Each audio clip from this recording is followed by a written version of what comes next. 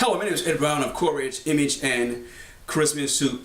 I was asked on my YouTube email about if I was 22 years old again, what advice would me, the 50-year-old, say to the 20-year-old? Now, he didn't ask me that way. He was from another country, and I don't want to say his name because I don't want to mispronounce it, but he basically said, what would you say to 20-year-olds knowing what you know now? And I thought about it.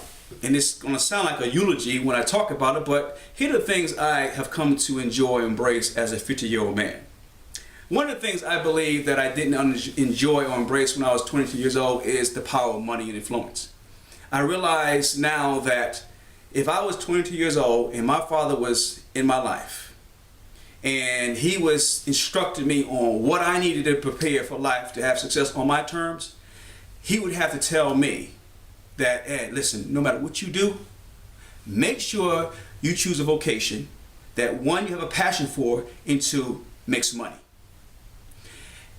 Had I known that, I would have tried to find a vocation at that early age that will lend itself to, does this make money? Now, I did go to law school briefly, and I had aspirations at one time of becoming an attorney. But when I decided not to finish law school and do something else because I didn't really have a passion for law, then I didn't have a plan B. But I would say that had I been thinking all along since I was in elementary school, what would make money based on my interest, that would be my focal point. So think about what you can do that you have a high interest or passion in that will lend itself to the marketplace saying we will pay money for that thing that you have. Secondly, put love in its proper perspective. At 20 years old, you're going to love many times before you hit 52.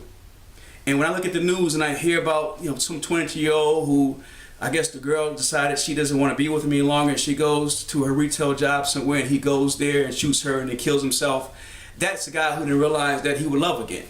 And you're going to get your heart broken a few times. But the beautiful thing about heartbreak is that every time you get your heart broken, that love that you thought, oh, it'll never happen again. I can't believe this woman did this to me. You want to love again. And so understanding that love is a many splintered thing, it still comes with conditions. I learned that life is conditional.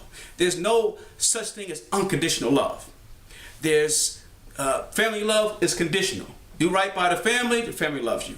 Romantic love, you give it a woman what she wants, she's going to love you. Stop giving her what she wants, she's not going to love you. The only love that persists and is true is self-love. The only love you can depend on is self-love.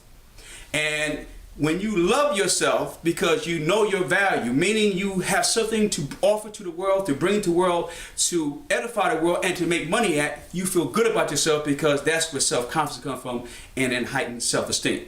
So self-love is the only love you can depend on. Every other kind of love has conditions. Third, and finally, be selfish. And I'm talking about run over people or take advantage of people. Say, until I get what I want the way I want it, nothing else is on the table. Because when you are talking about dreams, going after your dreams at the highest level of possibility to self-actualize, when you talk about that level, that means you have to make a lot of sacrifices. And so when you make these sacrifices, you have to understand that the world in its selfishness is not going to give you anything. And whatever you decide that you want to do as it relates to that vocation or that profession or that interest you have, if you don't make it happen, if you don't promote it, if you don't become your biggest cheerleader, no matter how much conditional love you get through your family or your friends or your woman or your man, they will never understand or love the passion you have for that thing more than you.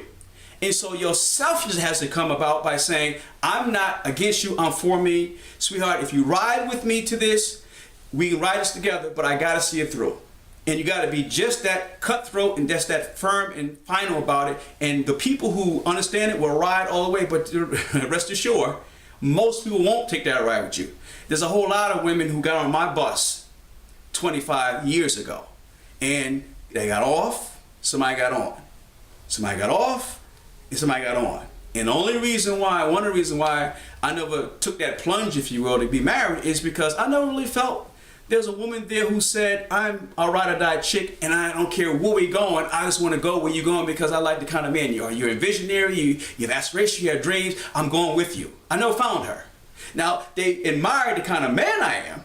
They like the output and the productivity of the books and the things I do and the things I create. They like that. But the backside of what that takes in terms of voracious reading, school, going to different places to learn more. It's not even in my field a lot of time. Just go there and learn exactly what you can learn, what can you learn and gather from that situation.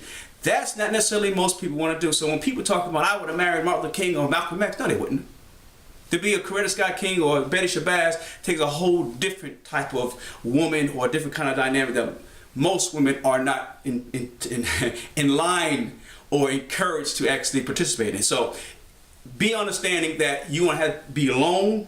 Take this trip by yourself, and while you may meet some people along the way who love you and care about you and cheer you on, they're going to be there only for a short period of time, and you got to keep going by yourself. And then once you finally get there, you're going to have all the friends and all the ones you want because everyone loves a winner. Once you finally get to the top, there's no one talking about you can't get a date, or I don't think he's cute, or girl, he has money, his pocket ain't deep enough for me. You ain't gonna hear those kind of things. And the guys who doesn't want to be your friend, yeah, my man's Ed Brown, man, yeah, we get ready to go down to Cancun, hang out for a couple of days. Who doesn't want to be with the guy who's successful? So understand that's how people are. They only want to be around winners, and they only want to be with you when you win, not when you in the trenches, and that definitely if you lose.